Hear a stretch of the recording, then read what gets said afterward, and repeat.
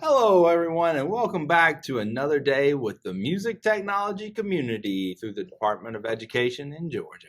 I am so glad that y'all are back for another day of fun and sharing here on the GADOE community. I hope you guys have had a good month. I hope February has treated you well thus far, that things are going well. It's kind of crazy with COVID numbers going all over the place. You never know. You got the Christmas spike, you got the New Year's spike, you got the Thanksgiving spike, you got the Super Bowl spike. Who would have thought we were going to have a Super Bowl spike? Well, apparently we did. But I hope things are going well for you. Today we're going to talk about a lot of digital teaching and learning things, and I'm going to give you a lot of my perspective. Hopefully you're not getting sick and tired of hearing about my perspectives on things that have been happening to me. I hope the things that have happened to me are beneficial to you. If you have any questions or concerns or comments, I would love it if you put those in the discussion below this video. The whole goal of all this is for us just to be able to talk. I would like these videos to inspire you to want to share your ideas and your experiences in the comments below. So check it out.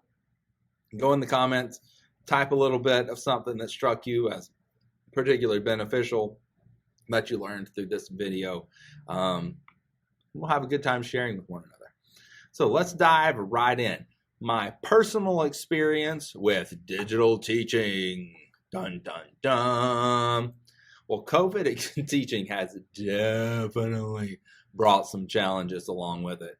From where I sit in my particular county, one thing that has been really tricky has been just bouncing back and forth between situations. So when we started off the school year, we were all digital, and then we quickly transitioned to hybrid, in-person, and digital learning.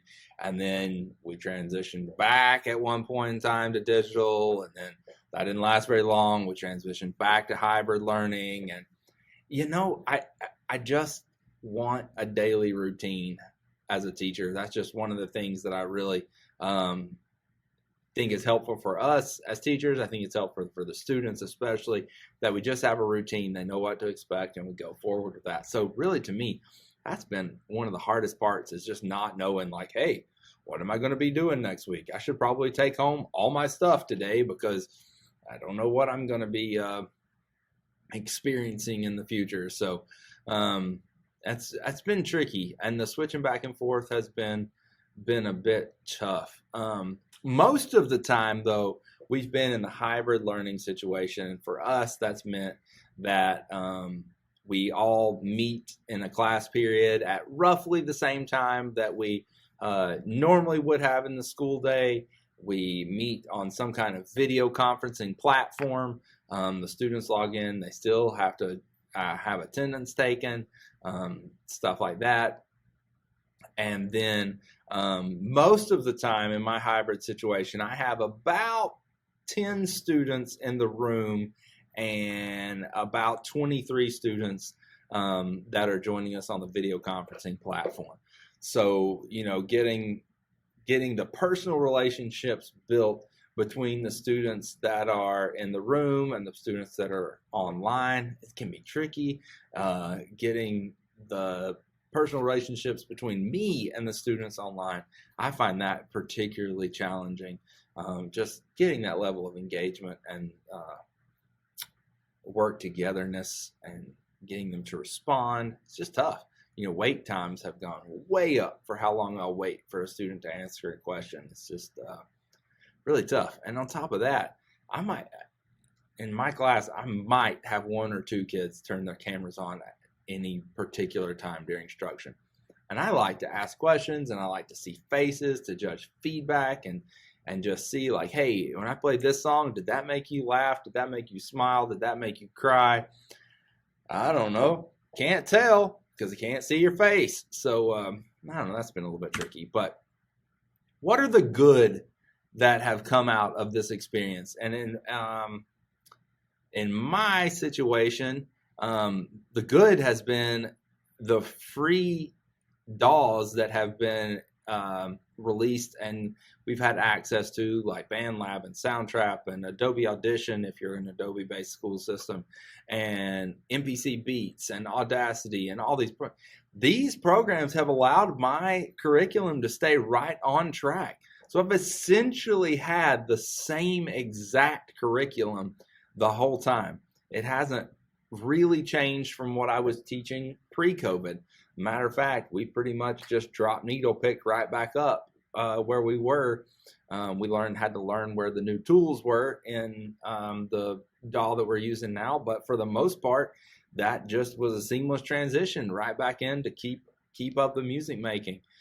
So I've been very thankful that from a music technology perspective, there is enough technology out there now that we've been able to be pretty successful with maintaining the basic curriculum that we've always taught.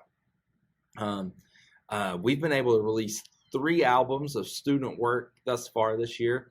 We've had 1 beginning album that's been published on SoundCloud. So that's out there, and it was pretty much all made in the DAW that we've been using on the internet, and it still sounds great. People are responding to it well. It's a lot of fun. So I'm still thankful that we've been able to get those projects out there. I've also learned a lot of new ways to manipulate the basic tools of a DAW to achieve the high level effects that you might see in something like Logic, Ableton, or Pro Tools. One of those things is, for instance, busing or making an aux track, like sending your sound to a reverb somewhere else. When like a bus track isn't available in some of the online and web-based DAWs. Well, we learned that, hey, you can bounce that track in place, throw it on another track, blend it in with whatever effect, like reverb you were doing, bada bing, bada bang, bada boom, you've made a bus track, and it's not one that's in a fancy DAW. So, when you have to problem solve, there have been some few new things that actually have helped kids understand how how DAWs function in basic format. So I've also had the time to more carefully review how I teach each topic. So it's really, I've had to take a hard look at what is absolutely essential for me in each topic that I teach. If you start droning on and on in a Zoom call, then I found out that kids just mute you, or they just leave, or they go to sleep and you don't know, or any number of things can happen. So my goal is to get to the point as efficiently as possible. Try not to skip stuff or leave them hanging high and dry. Try to always make sure I have like a video of me doing whatever thing I'm teaching to go along with my lesson so that they can go back and review the video as many times as they need. But in essence, the most important thing for me is to get to the point and get to the point quick so that it's efficient and I can maintain their interest. Now, let's look at the bad.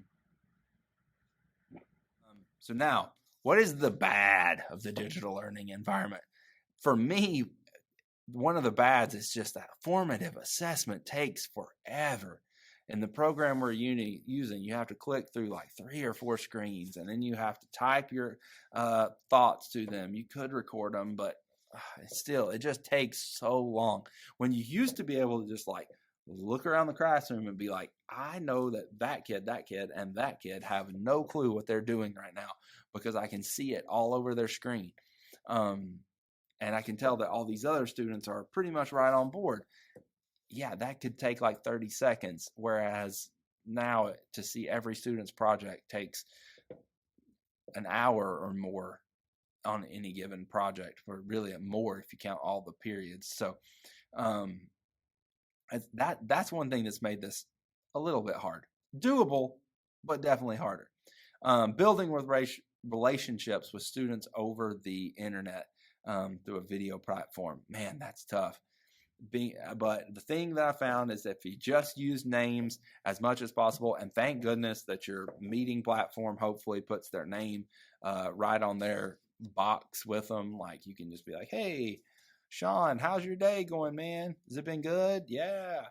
Good. So can you answer this question about melodies? And so trying to do things like that, be very intentional with using their names. And I also employ in my typical teaching a very question based teaching strategy. As much as possible, I want them to take their own knowledge and their own musical library and apply the concepts that I'm teaching to the stuff that's already in their head.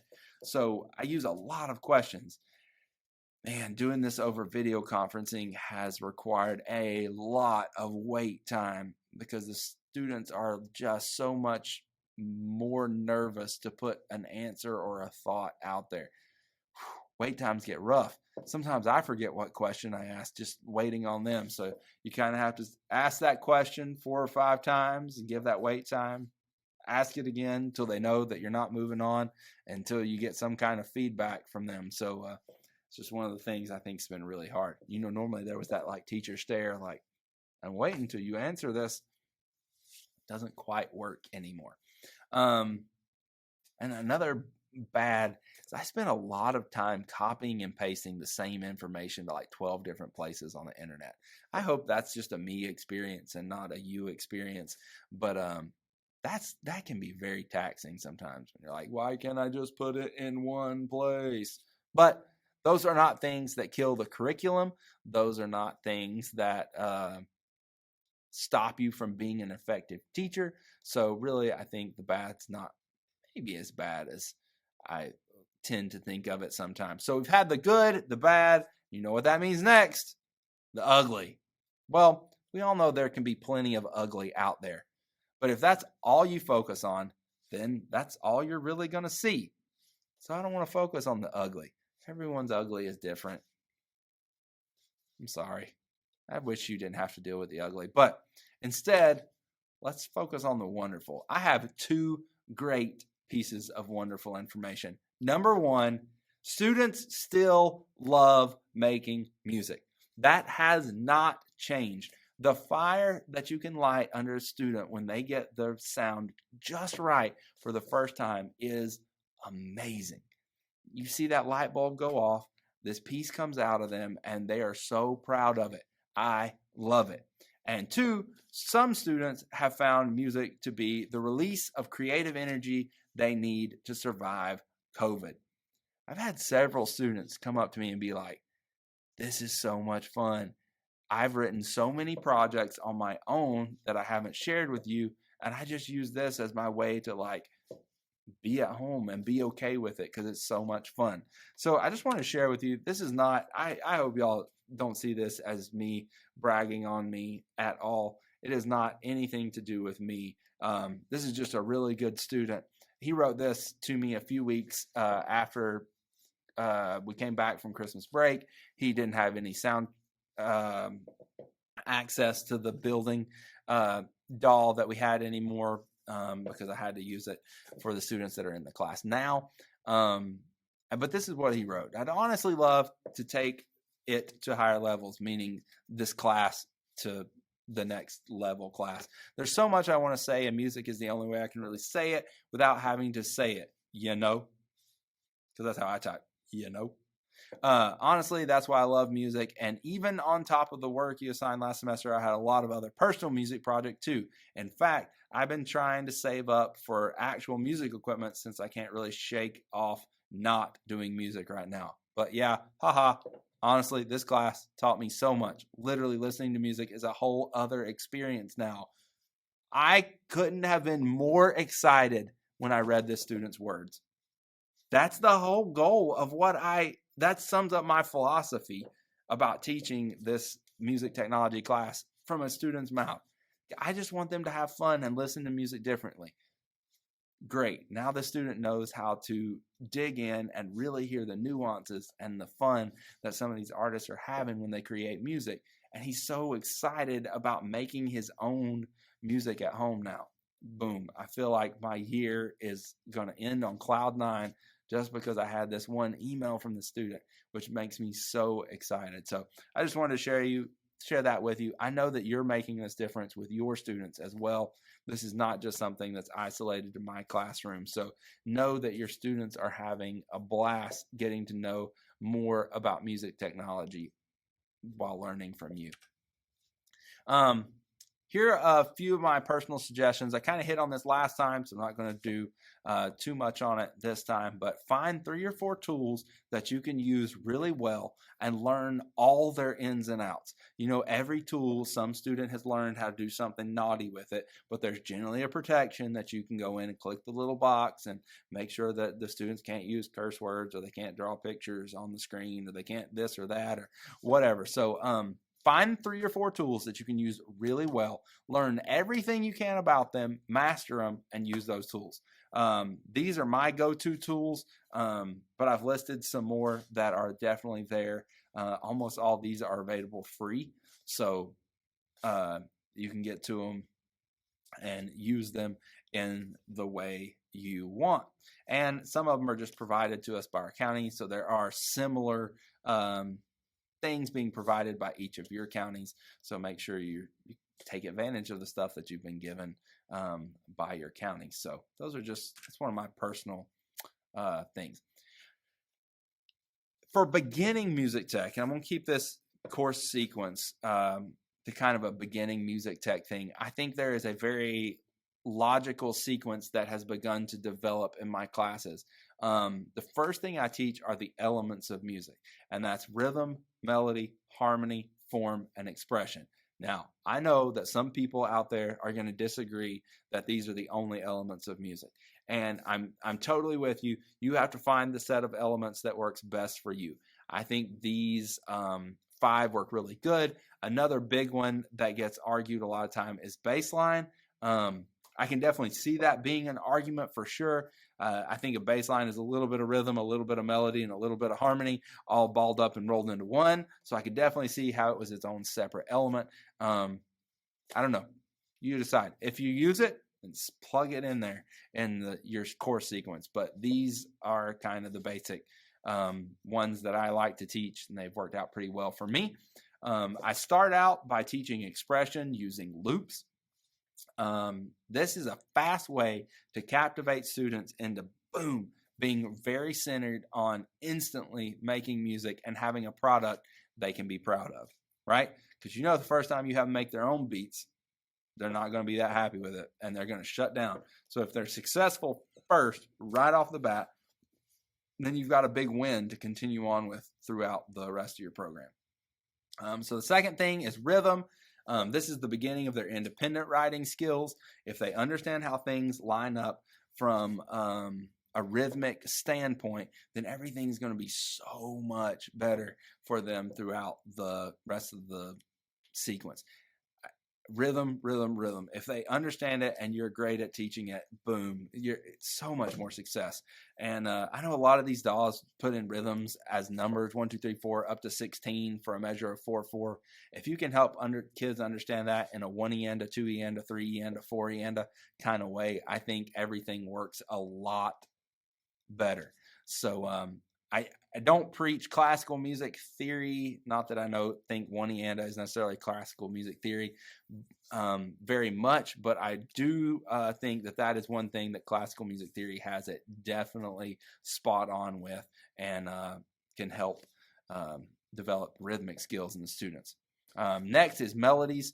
And so they begin to understand pitches and their interactions with each other. Then I move on to form. So they understand that music can't be just repetitive boringness. Man, there's so much of the music these students like to listen to that is just the same thing over and over again for 3 minutes. It is my goal to break them of writing music in that style and to make it more interesting and help it change and help it tell a story. And I think form is the gateway to being able to do that. Eventually we get to harmony to fill out their understanding of music theory. This is where they really get the bare bones of what music theory is and how to interact with music theory. And then further projects dive deeper into 1 or 2 of the elements. I kind of think of this like a spiral curriculum. After I get all the pieces of the elements kind of established in a base, then I build on top of that. So their knowledge of that element gets a little deeper and a little deeper and a little deeper. We just keep coming back and hitting the elements all through the course. So it's kind of an important thing to keep diving into those elements. It gives you a really good foundation. Now, the elements, as I explain them: rhythm, how music moves in relationship to time, where time is the steady beat or pulse of the meter, or steady pulse and meter in music. Melody is the main idea of the song. It's a pitched instrument of voice that presents the pitches one note at a time, and definitely it moves in the horizontal motion and not the vertical like harmony. Whereas harmony is the combination of multiple pitches performed at the same time in order to create color or emotion. Form would be how the large ideas of a musical composition are organized, and expression would be the aspects of music that can change through the composition to affect the listener's emotions. Tempo, tone, orchestration, arrangement, the attack style, volumes, general style, what instruments you choose, all that kind of stuff. Those are all the things that go into expression to me. Now, for these elements of music, listen to a lot of music. Share music with the students, stuff they know, stuff they don't know. Challenge their ears to hear these new things and frame it with these elements of music. So what are some of my go-to projects? Well, I used to call this project the My Life Project, but now I call it the My COVID Mood, because there have been so many things happen throughout the COVID scenario that have changed the way we think about so many topics. There's been social injustice, there's been political unrest, there's been just the sheer pandemic. So I call this My COVID Mood. And I like to start the class with this project because it helps them get quickly into music making, and it expands their social emotional learning right from the start. So it gets them in touch with their emotions and expressing their emotions through music. We do a lot of listening. We use loops to identify moods and emotion in music. They build a song using only loops, and these express the emotions of a big event in their life or how they felt at some point in time during COVID.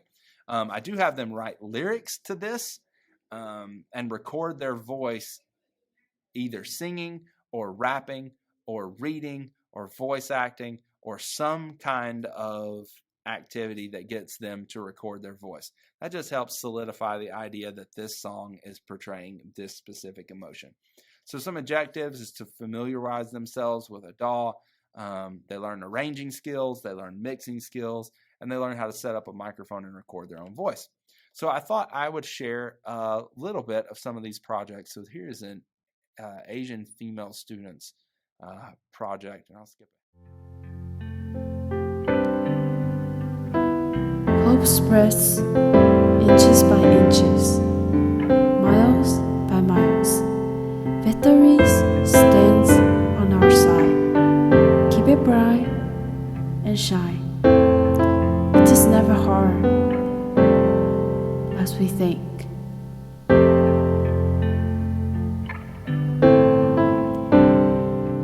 Do us what is. Okay, let's try the African American male project.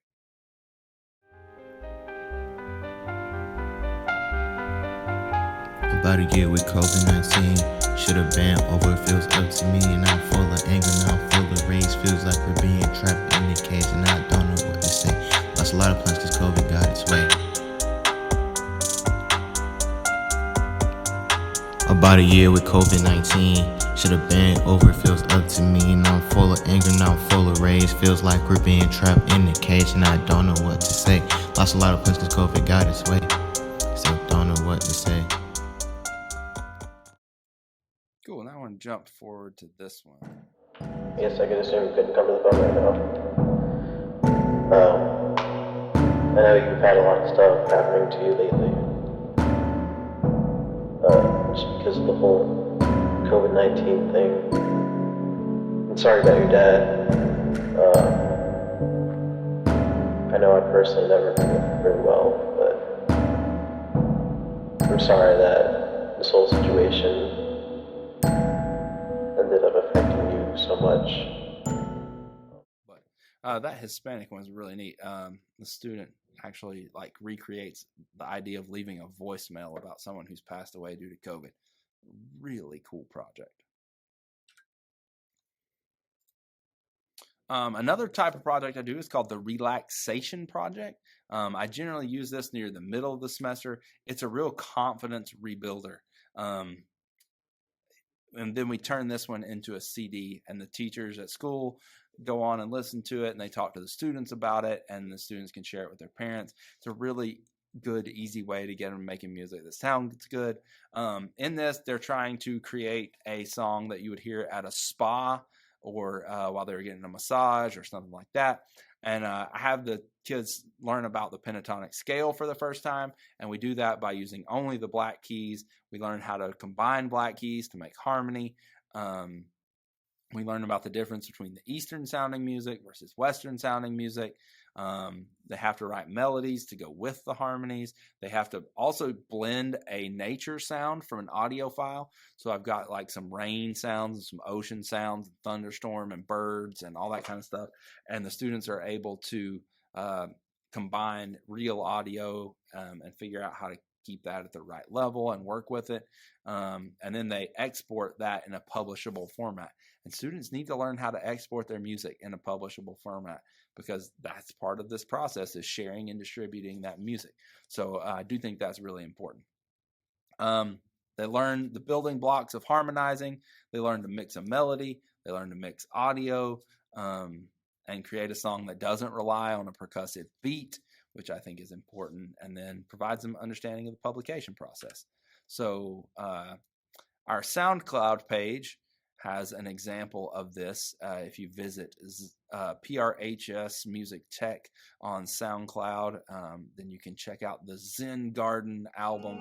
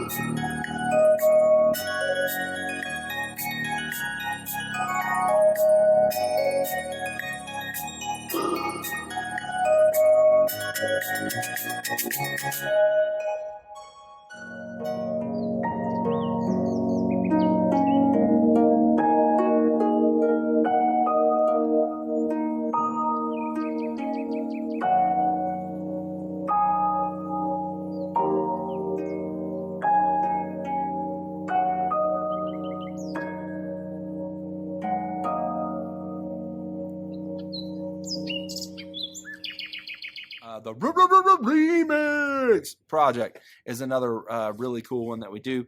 In this one, I take, we go on YouTube and we find vocal stems or only vocal parts to songs that they really like. So this relates to the students. They get to use something they're interested in as the foundation for this project. And then I show them all the different ways that they can cut it, crop it, sample it, reverse it, EQ it, reverb it, whatever. This is where they start to learn, distortion, EQ, compression, stuff like that makes vocal tracks sound unique. They also have to learn how to beat match the song. So how to set the metronome and the DAW to match the tempo that the song was originally done in. And then they can manipulate it from there. But if they're going to write a successful remix, it has to line up first. That's a big skill that they need. It's probably one that takes up a couple days in this project, honestly, to make sure they get it right. But when they get it right, these turn out really, really cool. Now, I can't show you examples of this because this is one that's done purely for educational purposes. We're not going to show out the samples of other artists' voice because that would be against copyright law. Synthesizer 101. This is a second level project, or you could do it as a late beginning level project. In this, I help the students learn electrical signal flow as it applies to synthesizers. So how do oscillators work? How do filters work? How do LFOs work? How do these things combine together to make these synthesizer sounds? So one of the cool things you can use is VCV Rack. If you're at all into modular Eurorack style synthesis, or you want to show them how the old Moog synthesizer worked, you can actually download VCV Rack to your computer. It's free. And the students can begin to like make the patch connections into their own synthesizer, and then they learn all this kind of stuff. Now, the actual project, I have the students like find an 80s, 90s tune that has a strong synth part in it, maybe a 70s tune, and use that original synth to make their own synth that sounds like it. So they have to go through the process of comparing and editing till they get that exact same synthesizer sound. And then they have to learn to play that part of the song, that's the classic synthesizer sound, by ear, and then remix that into something that's new and unique creation by them. So it's kind of a neat little project to have to do. This is a picture of VCV Rack, just in case you were wondering what I was talking about. So as you can see here on the far left side of the screen, the MIDI unit, that's what actually does the telling the synthesizer what notes you're playing on the piano. The second row is 3 different oscillators. So that's creating your sine waves, your triangle waves, your sawtooth waves, your square waves, all that kind of stuff. And then all the little colorful connections, you can just consider those as wires like you would have in a Eurorack or an old Moog. The third row, or column, I should say, is the ADSR, so attack, decay, sustain, release, for all of those, which are triggering each input on the mixer. Down at the bottom, you can see a filter and an LFO being applied. So you just get all sorts of stuff. And then one kind of cool thing is this scope that you see right here. It actually lets you see what the sound wave looks like. So you can see the ADSR hit. You can see how a triangle wave and a sawtooth wave make a new shape in a wave. Really cool program. Takes a few minutes to learn, but it is really cool. Another one is Pro Style Mixing for the intermediates. In this project, I use stems that have already been recording. And here are 3 websites for audio stems. If you just Google search each name and audio stem, it'll take you to the right website. And I'll try to put them in the comments section of this discussion as well. If you're not familiar with this, check it out. There are some really cool recordings that are available through these websites for free. You can't publish these. These are not a publishable thing.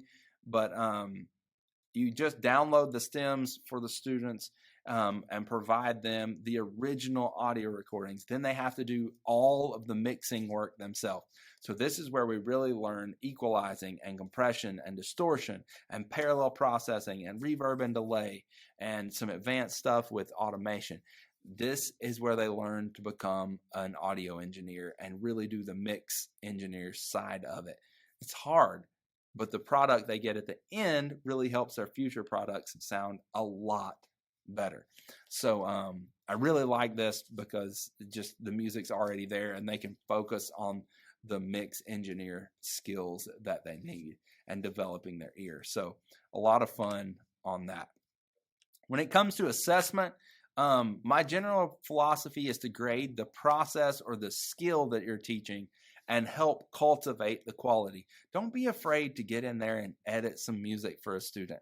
Now, I'm not saying do it while they're not looking. I'm saying work with them to edit it so that it comes out right.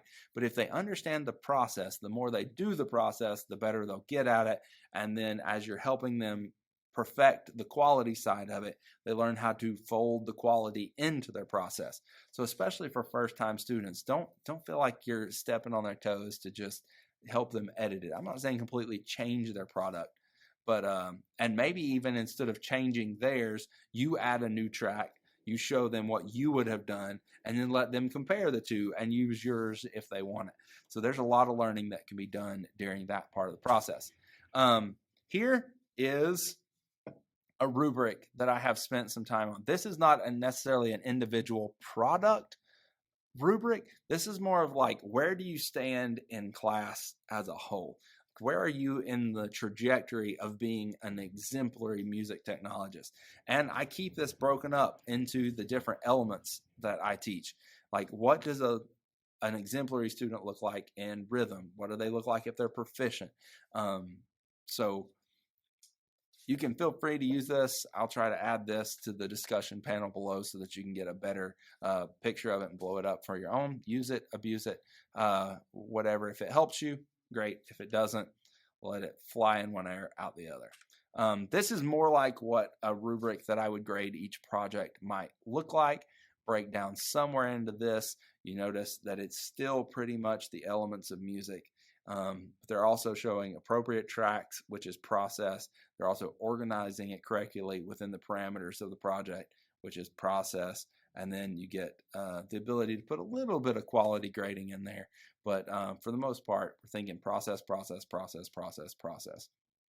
So that's something that you might find helpful.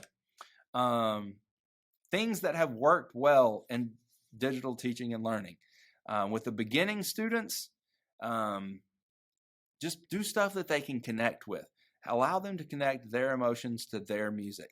Don't have them write a symphony for a while, like using classical instruments, because they just don't dig that. They want to write bass lines and 808s and all that kind of stuff to just tie that in their emotional experiences. Later, if you want to introduce them to strings and string writing and horns and stuff like that, that's fine. But in the beginning, just do things that they can interact with.